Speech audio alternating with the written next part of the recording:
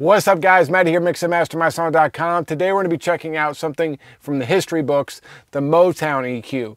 This is the famous equalizer used in the Motown studios back in Detroit. Now, there aren't many of these around. They're pretty rare, and I never even got to use one. But I was kind of surprised that a plugin had not come out until recently, like in the last 2 weeks recently. Not just one, but two have come out. One from Kid Audio, and another one from Universal Audio. So in today's video, we're going to compare the two and see if they both sound the same or sound different, and see what this Motown EQ is all about. Let's get going.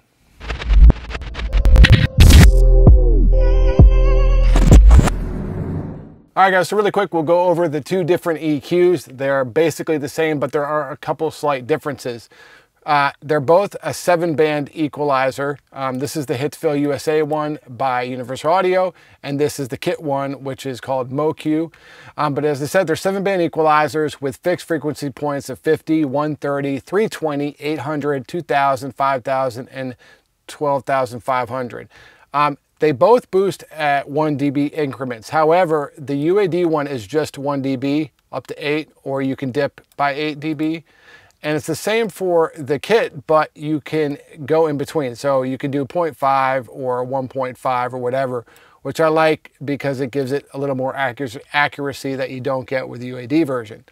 Over here is the bypass. So with the Kit one, it's just on and off. You turn it off and it bypasses. With the UAD one, you have in, which means the EQ is engaged. You have out, which the EQ is not engaged, but it's still going through the preamplifiers, giving it that color. And then off, which is completely bypassed, just like if you hit it right here.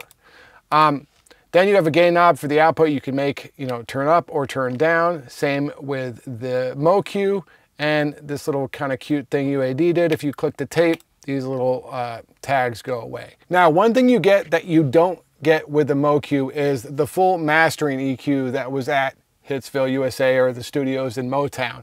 So that's an extra bonus that the UAD version has, and it's a bit different. And as you can see, you have either dip or peak, and this is basically the EQ they used when they were cutting records. So you have dip or peak. They're both still 8 dB increments. And then once again, you have this little tape thing which just puts the numbers up. Not really sure why they did that, but it's there.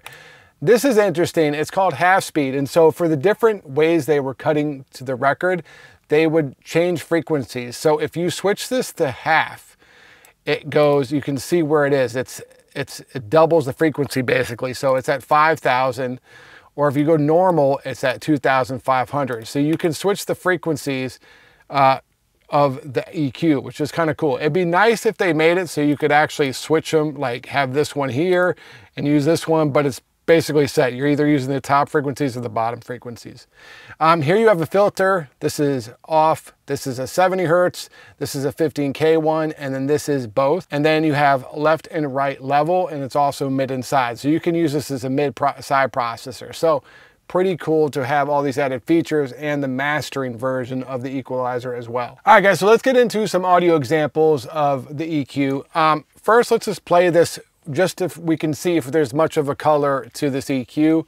I'm going to play this little drum loop. We'll play it. The first one will be just by itself, no EQ, no plugin. Then will be the Hitsville and then the MoQ.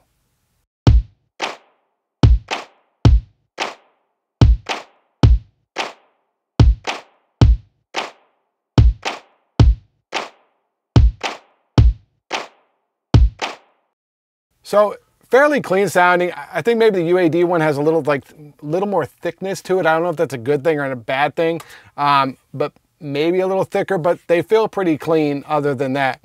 Let's just loop the UAD one and the MoQ and just start turning some knobs and see what it sounds like.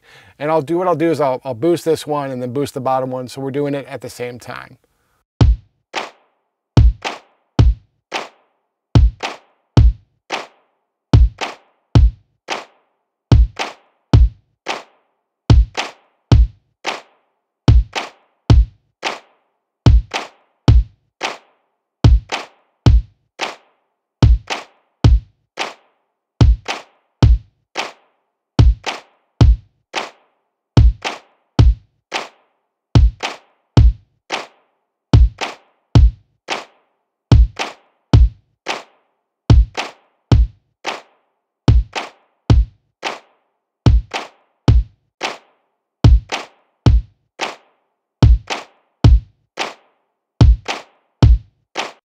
So it sounds really good. It's a pretty musical sound in EQ. I always liked having fixed frequencies. It kind of limits to what you can do.